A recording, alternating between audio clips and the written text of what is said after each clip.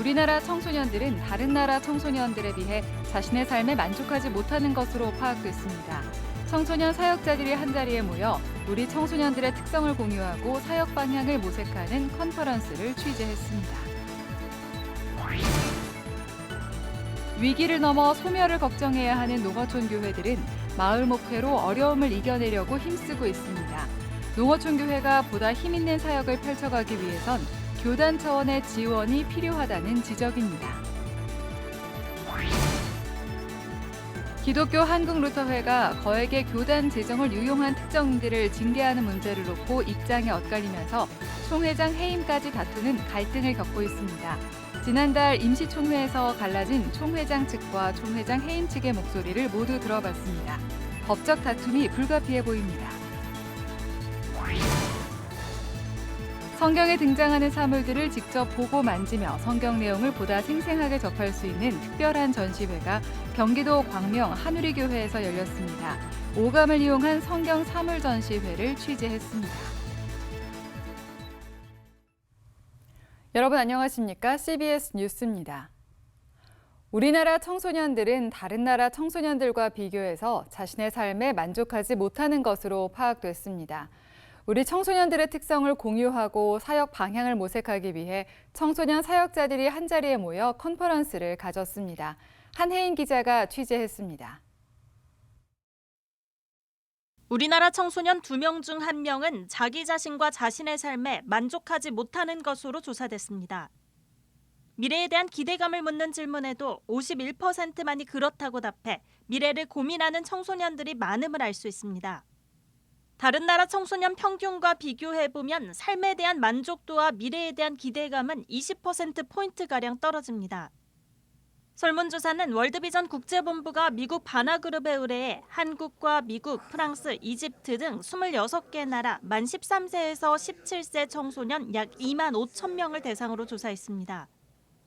이와 관련해 브릿지 임팩트 홍민기 목사는 청소년에게 가장 중요한 가치는 또래 집단이나 공동체 안에 소속되는 것이라고 말했습니다. 실제 월드비전의 설문에서도 친구들이 있어서 기쁘냐를 묻는 질문에 국내외 청소년 모두 70% 이상의 높은 비율로 그렇다고 답했습니다. 홍 목사는 그러면서 학생들이 있는 곳으로 직접 찾아가 관계를 형성하는 게 청소년 사역의 시작점이라고 말했습니다. 다음 세대 사역은 주일날 아이들을 기다리는 게 아니에요. 다음 세대 사역은 주일날 예배 전에 교사들하고 막 기도하는 게 아니에요. 다음 세대 사역은 애들하고 만나는 거예요. 홍 목사는 또 학생들이 자신과 삶에 대해 고민할 때 주변에 제대로 관계를 형성한 한 사람만 있으면 무너지지 않을 것이라며 이를 위해서는 사역자와 교사의 헌신이 필요하다고 덧붙였습니다. GNM 글로벌 문화재단 박철진 전무는 공동체의 성경 읽기의 필요성을 역설했습니다. 박 전무는 성경 읽기는 훈련이라며 사역자들이 청소년과 함께 성경을 읽으며 올바른 삶과 신앙의 방향을 제시해야 한다고 말했습니다. 하나님의 말씀으로 우리가 받고 그 말씀을 엔조이하고 감동으로 느끼고 하는 방법으로 우리가 읽어오지는 하나님. 이거를 가르쳐 주셔야 돼요.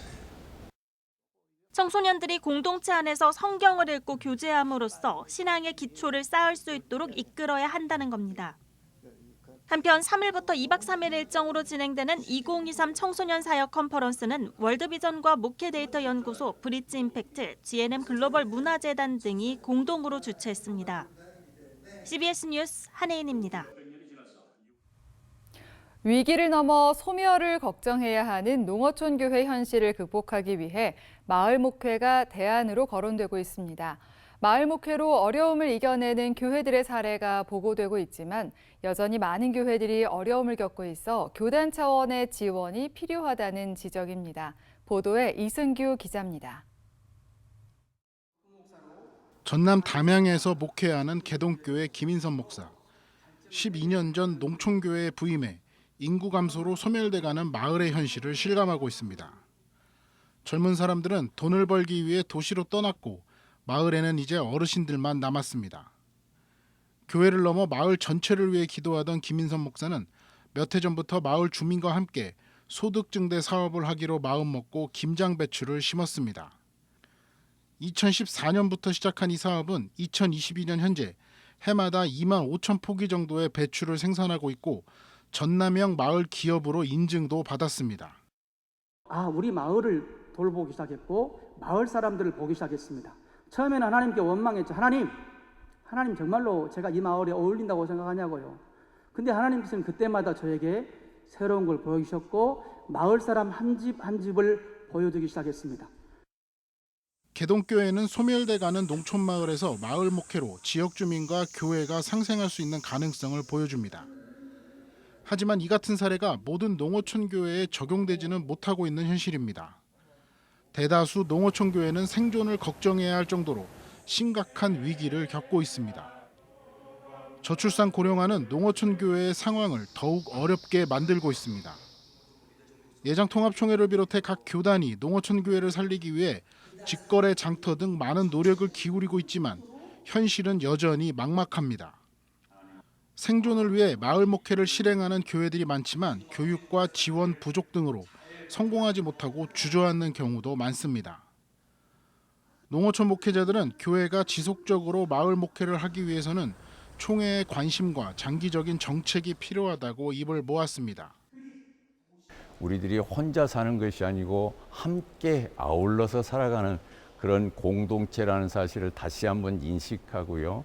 그것에 대해서 우리 총회도 조금 더 적극적으로 농촌이 살아야 또 목회자들이 살고 또 목회자들이 있음으로 인해서 노예가 있고 또 총회가 있게 되는 것인데 농어촌 목회자들은 점점 어려워지는 현실에 낙심하지 않고 복음 전파의 사명을 감당하기 위해 노력하고 있습니다.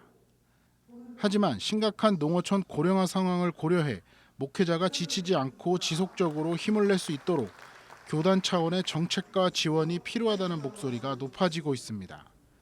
CBS 뉴스 이승규입니다.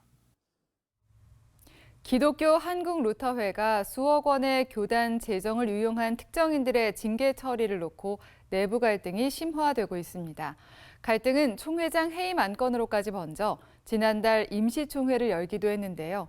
징계를 이행하지 않은 총회장 측과 임시총회를 통해 총회장 해임안을 처리한 측이 법적 다툼을 예고하고 있습니다. 송주열 기자가 보도합니다. 기독교 한국루터회는 지난해 총회에서 교단 재정 유용 사태로 수년 동안 교단을 혼란에 빠뜨렸던 16명에 대해 출교와 면직, 정직, 근신 등의 징계를 결의했습니다. 지난 2018년 48차 총회에서 진영석 전 총회장을 해임한 뒤 관련자들과 3년 넘게 끌어온 재판이 종결됐기 때문입니다. 그러나 징계로 오랜 갈등이 끝날 것이란 교단 안팎의 기대와 달리 루터교는 또다시 갈등을 겪고 있습니다. 총회와 실행위원회가 내린 징계 결의를 김은섭 총회장이 이행하지 않아 논란이 일었고 현재 루터교 총회는 김은섭 총회장 해임 여부를 두고 갈라진 상태입니다.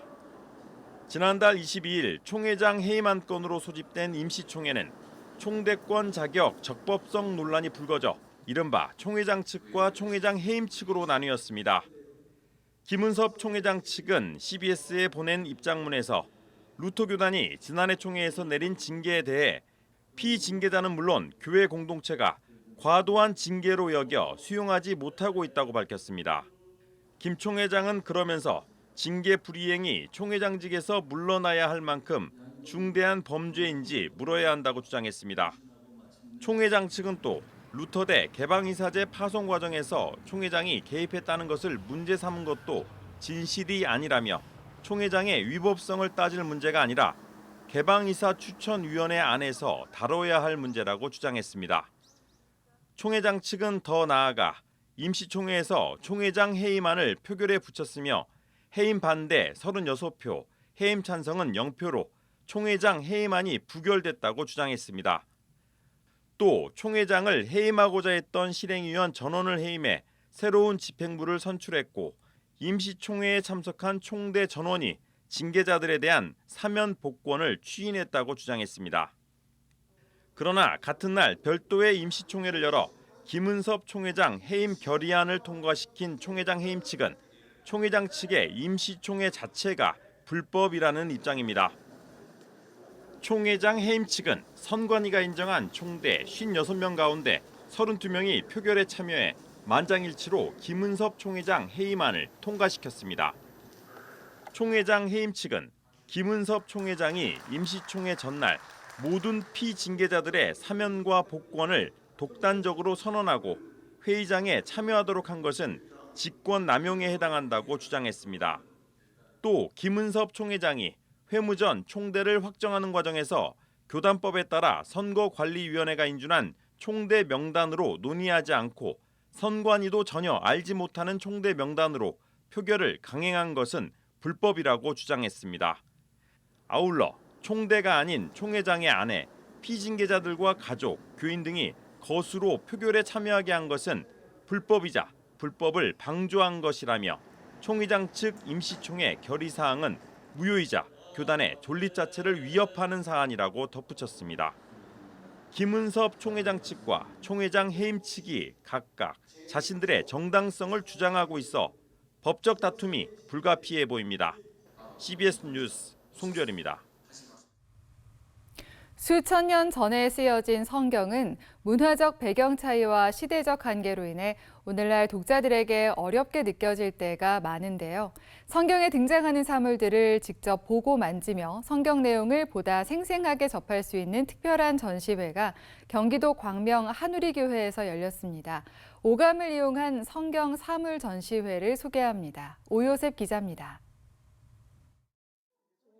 골리앗을 쓰러뜨린 다윗의 물맷돌과 예수님이 쓰셨던 가시면관, 포도주를 담았던 가죽 부대 등은 실제로 어떻게 생겼을까? 성경에 등장한 다양한 물건들을 직접 보고 만져볼 수 있는 전시회가 열렸습니다.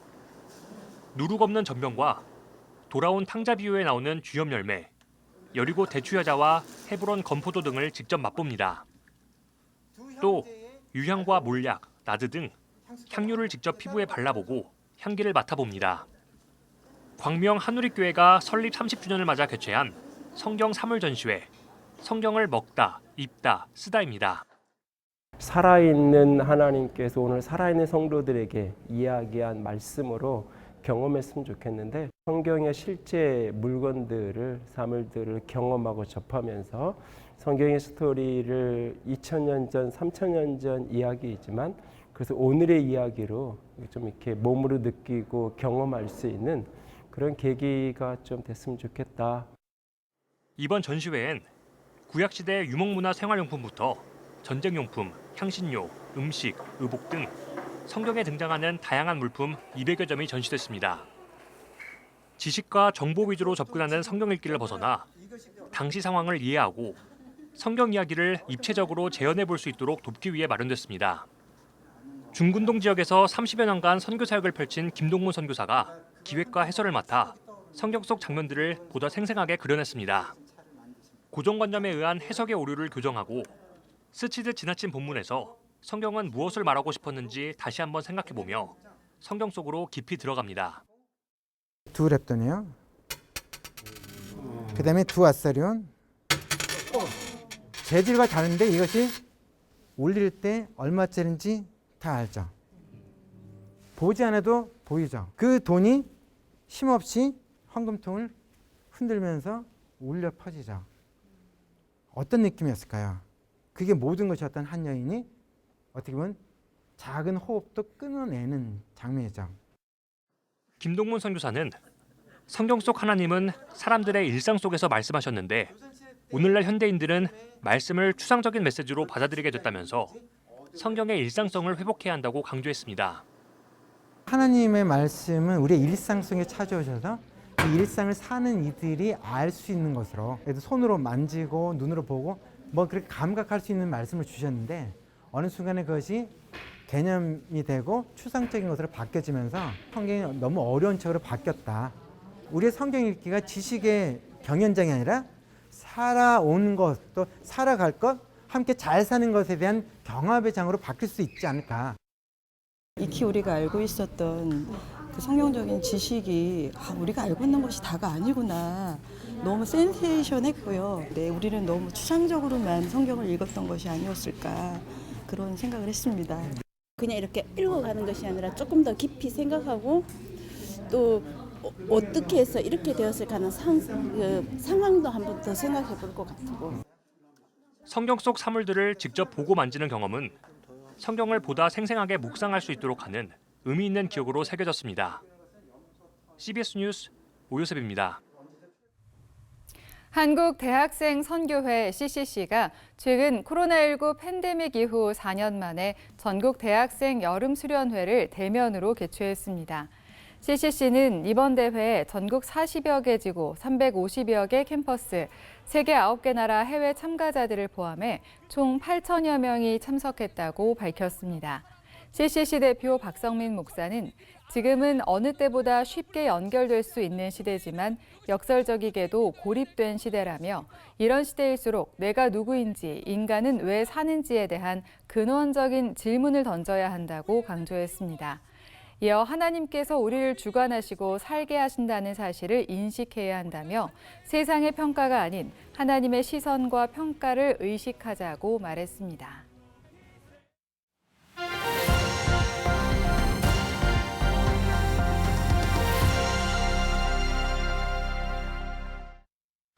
간추린 지역교계 소식입니다. 예정합동 대구 경북 장로회연합회가 인도 선교를 위한 선교대회를 열었습니다. 대면교회는 아칸소 대학 박준재 교수를 초청해 미국 유학 세미나를 진행했습니다. 예정합동 대구 경북 장로회연합회가 인도 레디언트 라이프 교회 건축과 쇠마학교 부지 구입을 위한 선교대회를 열었습니다. 대구 경북 장로회 연합회와 대구 칠곡중앙교회가 협력하여 인도 라이트 교회 건축과 세마 학교 건축을 위한 부지 구입을 목적으로 하는 선교대회입니다. 이 선교대회를 통해 하나님의 나라 확장과 대구 경북지역교회가 부흥되기를 소망합니다. 주최 측은 선교대회에서 대신대학교와 팔라완 단비신학교 등의 장학금을 전달했습니다. 대면교회는 아칸소 대학교 박준재 교수를 초청해 미국 유학 세미나를 진행했습니다. 많은 청소년들, 청년들에게 미국 유학에 대한 비전을 설명하고 또 도전을 드리는 시간입니다. 또 많은 분들이 오셔서 도전을 받고 우리 한국교회 또 특히 청년들이 이런 꿈을 가지는 계기가 됐으면 참 좋겠습니다. 이날 강의를 맡은 박준재 교수는 미국 대학과 대학원 진학에 대해 설명하고 아칸소 제자들 교회가 운영하는 학사관을 소개했습니다.